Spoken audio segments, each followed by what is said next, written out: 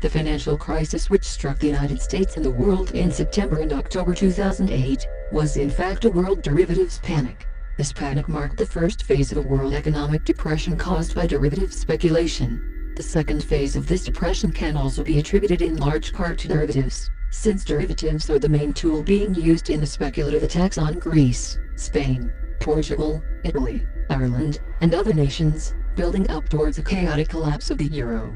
Derivatives can be defined as any financial paper which is based on other financial paper.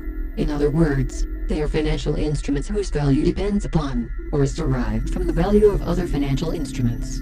Any kind of securitization results in the creation of derivatives. If individual mortgages are wrapped up and packaged together as a mortgage-backed security, that is a derivative. Any asset-backed security, be it based on car loans, credit card debt, or anything else, also qualifies as a derivative. Far from being some arcane or marginal activity, financial derivatives have come to represent the principal business of the financier oligarchy in Wall Street, the City of London, Frankfurt, and other money centers.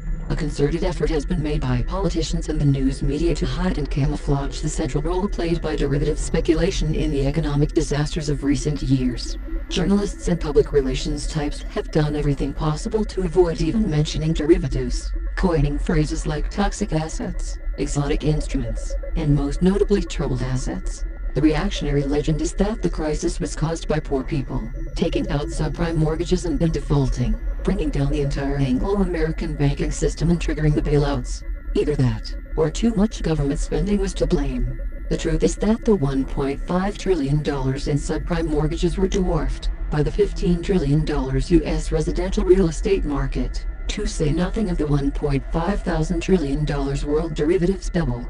The subprime mortgage was bad, but the collapse of subprime would not have had anything like its actual destructive effect on the U.S. economy if it had not been compounded by the massive synthetic derivatives that were piled on top of subprime. Thanks to the Wall Street banks and their derivatives, the financial panic of 2008 has turned into a world economic depression of unimaginable proportions. The unemployed and underemployed in the U.S. alone are surely in excess of 20 million. 5 to 6 million home foreclosures are already done or in the pipeline, throwing tens of millions of Americans out of their homes. World trade has been seriously impacted. The budgets of California, New York, Illinois, and many other states are in crisis, with massive layoffs of teachers and other state employees. An entire generation is being destroyed. The speculative attack on Greece and the euro represents the leading edge of the second wave of the Depression, which is now arriving in much the same way that the second wave of the 1930s depression was unleashed by the Vienna credit-stalled bankruptcy in May of 1931. About 79 years ago and just a year and a half into that depression, all kinds of derivatives, be they exchange-traded or over-the-counter, were strictly banned and outlawed in the United States between 1936 and 1982 thanks to President Franklin D. Roosevelt. In the wake of several attempts by predatory speculators to manipulate the prices of wheat and corn during the First Great Depression, the Commodities Exchange Act of 1936 outlawed the selling of options on agricultural products. This law had the effect of blocking most derivative speculation. The very existence of derivatives today and their resulting ability to bring on a new world depression are thus directly attributable to the dismantling of that law. It is time to shut down the derivatives rackets. The Wall Street investment houses serve no useful social purpose whatsoever. They exist solely for the purpose of pursuing speculative profits through a process of looting and pillaging the rest of the economy. We must also address the catastrophic effects and obvious illegality of credit default swaps. Credit default swaps represent bets on whether a given asset or company will go bankrupt or not. As such, they can be used as insurance against such an eventuality, or else they can be used to make money on the insolvency.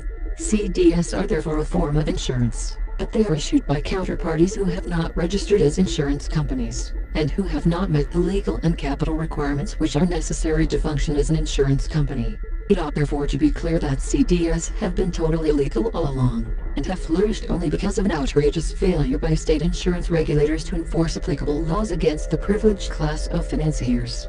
Unless credit default swaps are banned now, they will be increasingly used for speculative attacks against the bonded debt of American states like California, New York, Illinois, and all the others.